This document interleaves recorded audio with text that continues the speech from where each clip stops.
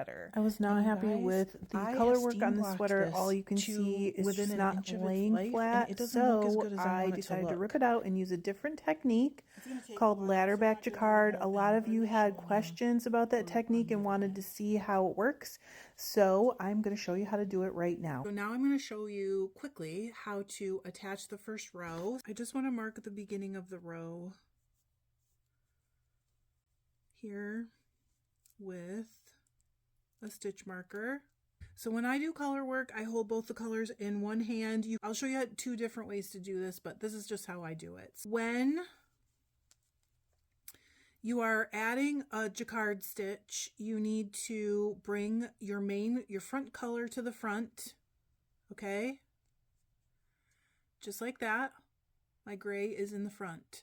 And then I'm going to pick up like a lifted increase. I'm going to pick up the leg of the stitch below, put it up on the needle. I'm going to knit the opposite color, the one that's going to hang in the back. Then you move that back, your gray or your dominant color, your front color, back to the front. Then I only want to add this every 5th stitch, add the back layer. I want 4 stitches because I already have 1 front layer stitch. I'm going to do 4 more. So 1, 2,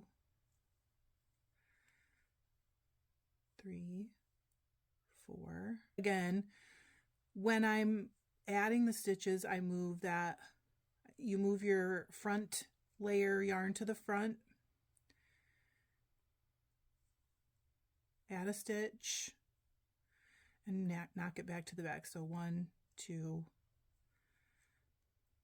3, 4, 5.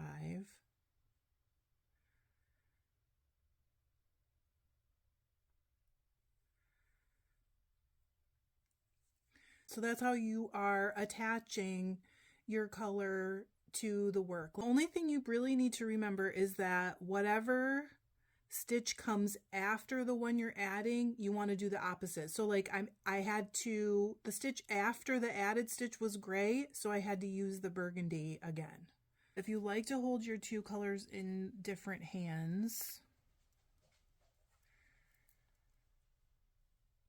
all you got to do is, okay, if you like to hold your 2 colors in different hands, you still just move the gray or the front layer to the front, then pick up that leg of that stitch, and then just make sure you move your front layer color back. So I actually just like to drop it if I'm going to do it that way, and sometimes I do. 3, 4, 5, and then you just bring the gray to the front.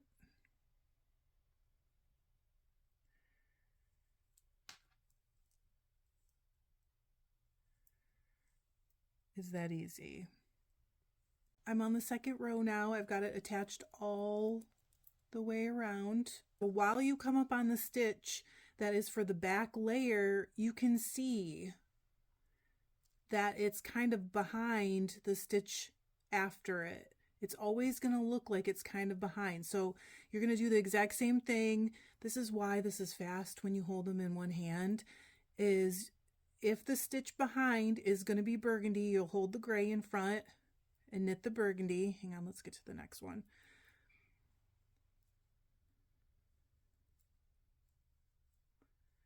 If it was going to be gray, what I would do is take my needle behind the burgundy and just knit it and pull it out like that, and you're right back where you need to be.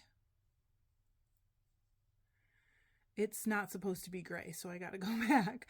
But that is how you do it if you want it to be the other color. Now I'm going to just knit my charts. I'll come back and I'll show you when I'm like 10 rows in what it actually looks like. But okay, it's the next morning.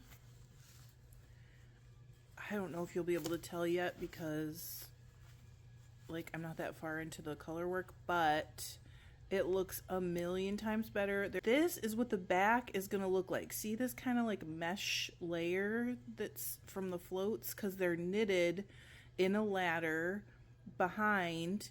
And like I said, I'm going to show you. So when you pull these floats, all that knitted behind layer, those stitches give it extra play. This is what it should look like from the back, and sometimes the ladders, when you're like knitting the dark color, the ladders will switch to the light color. So see that? It is amazing. It is so cool, and it looks so much better.